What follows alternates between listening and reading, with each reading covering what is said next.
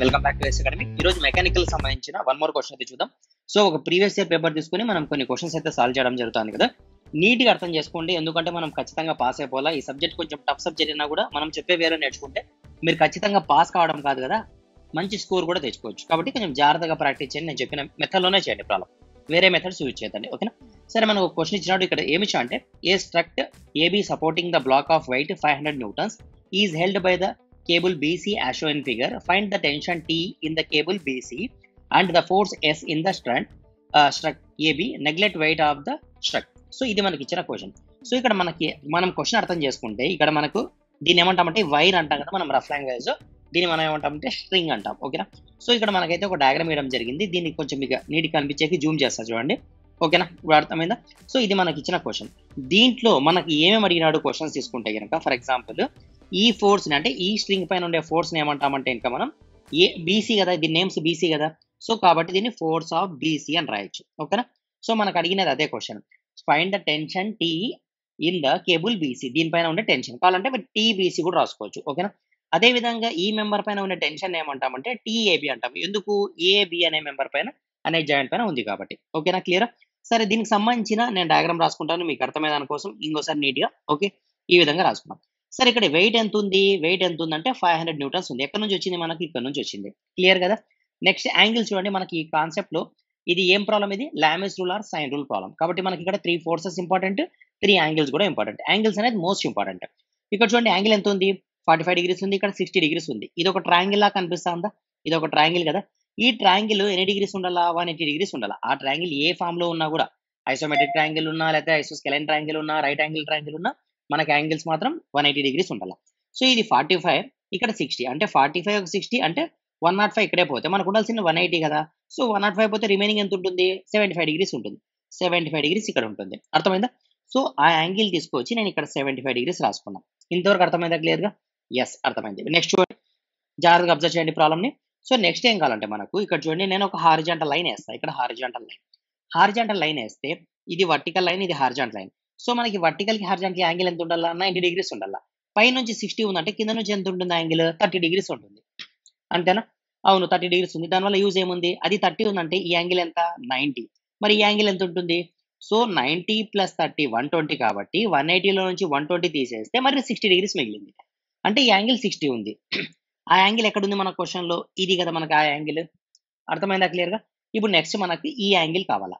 Total గా ఒక సర్కిల్లో ఎన్ని డిగ్రీస్ ఉంటాయి, 360 డిగ్రీస్ ఉంటాయి.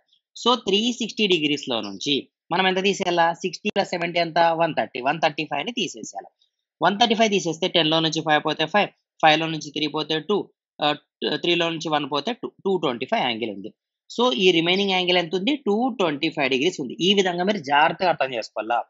ప్రాబ్లం అంతా ఈజీనే, మనం అర్థం చేసుకోవాల్సినది యాంగిల్స్ మాత్రమే. మనకి రాంగ్ అయ్యే ఛాన్సెస్ కూడా ఈ యాంగిల్స్ దగ్గరే ఉంటాయి కాబట్టి మీరు ఇక్కడ మాత్రం కొంచెం జాగ్రత్త చేసుకోండి. ఓకేనా.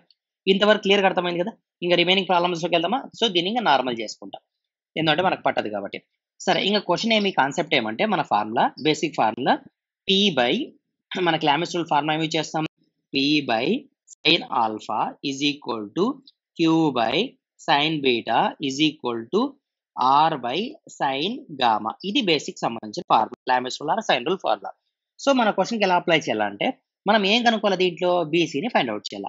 సో టీ ఆఫ్ బీసీ, దీన్ని ఏమనుకోవచ్చు, టీ ఆఫ్ ఏబి అని రాసుకోవచ్చు. ఓకేనా. సో 3 ఫోర్సెస్ ఉన్నాయి మనకి, టీ ఆఫ్ బీసీ ఒకటి, ఏబి ఒకటి, 500 ఒకటి. సో నేను ఏదన్నా తీసుకోవచ్చు. ఫర్ ఎగ్జాంపుల్ నేను 500 తీసుకున్నాను అనుకోండి, దీంట్లో పి ఎవరు క్యూ ఎవరు ఐడెంటిఫై చేయాల్సిన పర్లేదు. పి తీసుకుంటే అంటే ఫర్ ఎగ్జాంపుల్ 500 తీసుకుంటే ఆపోజిట్లోనే యాంగిల్. సో దీనికి ఆపోజిట్ యాంగిల్ అంటే ఎవరు, 45. అంటే ఫర్ ఎగ్జాంపుల్ ఇలా ఉందనుకోండి క్వశ్చన్, ఈ మెంబర్ కి ఆపోజిట్ ఉండే వాల్యూ ఎవరు అంటే ఈ యాంగిల్, అంటే ఈ యాంగిల్. అర్థమైందా. అంటే ఈ మెంబర్ తో టచ్ ఉండకూడదు, కనెక్షన్ ఉండకూడదు.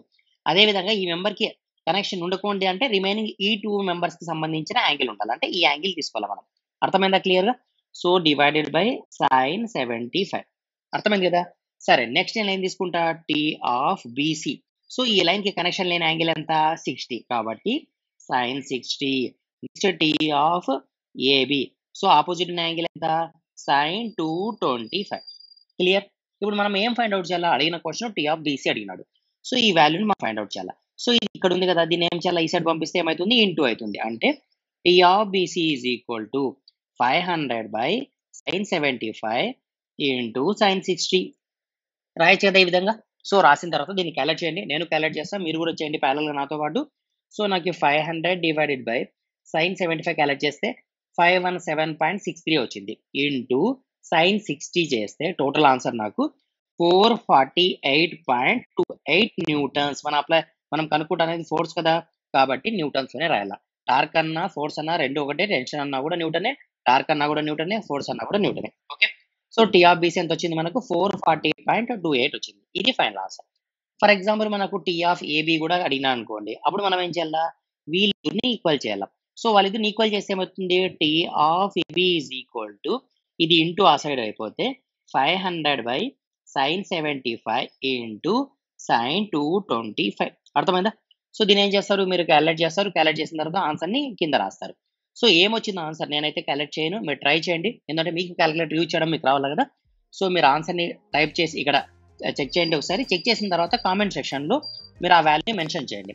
ఫర్ ఎగ్జాంపుల్ మీరు రాసినది రాంగ్ అయినా, మీకు అర్థం కాకపోయినా, చేసేకి రాకపోయినా నేను కావాలంటే మీకు ఇంకోసారి ఎక్స్‌ప్లెయిన్ చేస్తాను. మీకు వచ్చిందనుకోండి ఓకే వెల్ అండ్ గుడ్. ఎగ్జామ్‌లో కూడా హ్యాపీగా కరెక్ట్‌గా రాస్తారు. 100% పాస్ అయిపోతారు. ఓకేనా? సో మనం ప్రీవియస్‌గా అన్ని క్వెషన్స్ కూడా మనం సాల్వ్ చేయడం జరిగింది కదా! సో ప్రీవియస్ క్వెషన్ ఏం చేసినాం మనము? సెంట్రాయిడ్ పైన కూడా ప్రాబ్లమ్ చేసినాము. సో మీరు ఇది చూడకపోతే గనుక మీరు ఒకసారి అయితే గనుక ప్రీవియస్ వీడియో చూడండి. అంతకంటే ముందు ఏం చేసినాం మనం? రిజల్టెంట్ ప్రాబ్లమ్ కూడా మనం సాల్వ్ చేయడం జరిగింది కాబట్టి ఇవి 3 క్వెషన్స్ అనేది మ్యాండేటరీ క్వెషన్స్ మనకు. అంటే ఇవి 3 నేర్చుకుంటే మీరు 99% పాస్ అయిపోతారు. దాంట్లో డౌట్ లేదు. కాబట్టి జాగ్రత్తగా ఈ 3 ప్రాబ్లమ్స్ నేర్చుకోండి. రిజల్టెంట్ రిజల్యూషన్ ప్రాబ్లమ్స్ కావచ్చు, centroid momentum of inertia problem కావచ్చు, లామెస్ రూల్ ప్రాబ్లమ్ కావచ్చు ఆర్ రిజల్టెంట్ ప్రాబ్లమ్ కావచ్చు. రిజల్టెంట్ ప్రాబ్లమ్ అంటే ఏమి? రిజల్టెంట్ 2 కాన్సెప్ట్స్ ఉన్నాయి. Square root of T square plus Q square అనే కాన్సెప్ట్ ఒకటి, R is equal to square root of P square plus Q square plus 2pq cos theta అనే formula ఒకటి. సరే ఇది పారలాగ్రామ్ లా కదా అని డౌట్ వస్తుంది కొంతమందికి. అవును ఎగ్జాక్ట్లీ ఇది పారలాగ్రామ్ లానే. కాబట్టి మీరు పారలాగ్రామ్ లా కూడా చాలా అంటే చాలా ఇంపార్టెంట్. క్లియర్ కదా ఇంతవరకు?